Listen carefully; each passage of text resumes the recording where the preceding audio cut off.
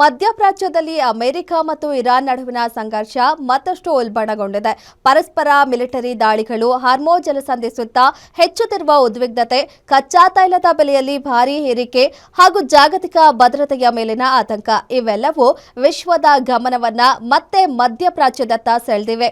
ಈ ಯುದ್ಧದ ತೀವ್ರತೆ ಜಾಗತಿಕ ಆರ್ಥಿಕತೆ ಮೇಲೂ ಪರಿಣಾಮ ಬೀರುವ ಲಕ್ಷಣಗಳು ಕಾಣ್ತಿವೆ.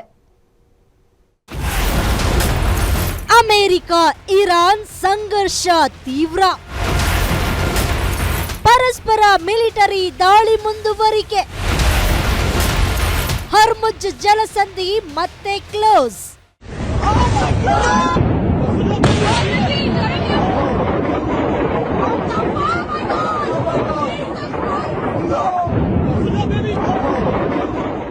ಮಧ್ಯಪ್ರಾಚ್ಯ ಮತ್ತೊಮ್ಮೆ ಯುದ್ಧದ ಜ್ವಾಲೆಯಲ್ಲಿ ಉರಿತಾ ಇದೆ. ಅಮೆರಿಕ ಮತ್ತು ಇರಾನ್ ನಡುವಿನ ಸಂಘರ್ಷ ಈಗ ಹೊಸ ಹಂತಕ್ಕೆ ತಲುಪಿದ್ದು, ಎರಡೂ ರಾಷ್ಟ್ರಗಳು ಪರಸ್ಪರ ಮಿಲಿಟರಿ ದಾಳಿಗಳನ್ನು ಮತ್ತಷ್ಟು ತೀವ್ರಗೊಳಿಸಿವೆ. ಹಾರ್ಮುಜ್ ಜಲಸಂಧಿ ಸುತ್ತ ಹೆಚ್ಚುತ್ತಿರುವ ಉದ್ವಿಗ್ನತೆ ವಿಶ್ವದ ಇಂಧನ ಭದ್ರತೆಗೂ ಹೊಸ ಆತಂಕ ಸೃಷ್ಟಿಸಿದೆ.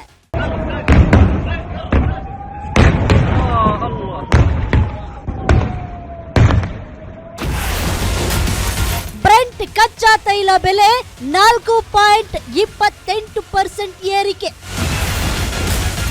ಬ್ಯಾರೆಲ್ಗೆ 7,570 ರೂಪಾಯಿ ಏರಿಕೆ.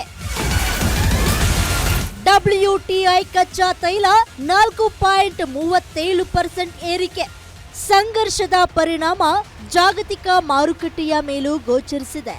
ಬ್ರೆಂಟ್ ಕಚ್ಚಾ ತೈಲದ ಬೆಲೆ 4.37% ಏರಿಕೆಯಾಗಿ ಬ್ಯಾರೆಲ್ಗೆ $79 ದಾಟಿದ್ರೆ, WTI ಕಚ್ಚಾ ತೈಲವು ಗಮನಾರ್ಹ ಏರಿಕೆ ದಾಖಲಿಸಿದೆ.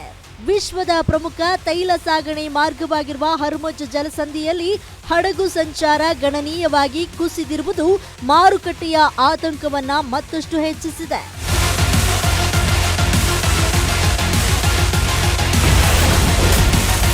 ಬೆಲೆ ಏರಿಕೆಗೆ ಕಾರಣ ಅಮೆರಿಕ ಇರಾನ್ ಯುದ್ಧ ತೀವ್ರತೆ, ಹಾರ್ಮುಜ್ ಜಲಸಂಧಿ ಭದ್ರತೆಗೆ ಆತಂಕ, ತೈಲ ಸಾಗಣೆ ವ್ಯತ್ಯಯದ ಭೀತಿ, ಜಾಗತಿಕ ಮಾರುಕಟ್ಟೆಯಲ್ಲಿ ಅನಿಶ್ಚಿತತೆ.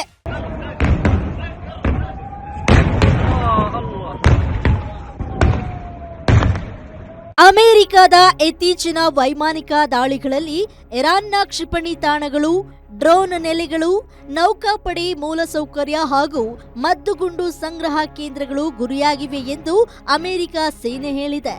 ದಕ್ಷಿಣ ಇರಾನ್ನ ಹಲವು ನಗರಗಳಲ್ಲಿ ಸ್ಫೋಟಗಳು ಸಂಭವಿಸಿರುವುದಾಗಿ ವರದಿಯಾಗಿದೆ.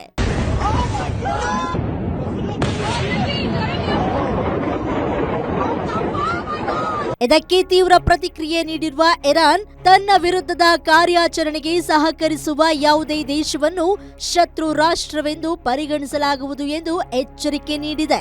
ಅಲ್ಲದೆ ಅಮೆರಿಕದ ದಾಳಿಗಳು ವಿಶ್ವಸಂಸ್ಥೆಯ ನಿಯಮಗಳ ಉಲ್ಲಂಘನೆ ಎಂದು ಆರೋಪಿಸಿರುವ ಟೆಹರಾನ್ ಈ ವಿಚಾರದಲ್ಲಿ ವಿಶ್ವಸಂಸ್ಥೆ ಮಧ್ಯಪ್ರವೇಶಿಸಬೇಕೆಂದು ಆಗ್ರಹಿಸಿದೆ.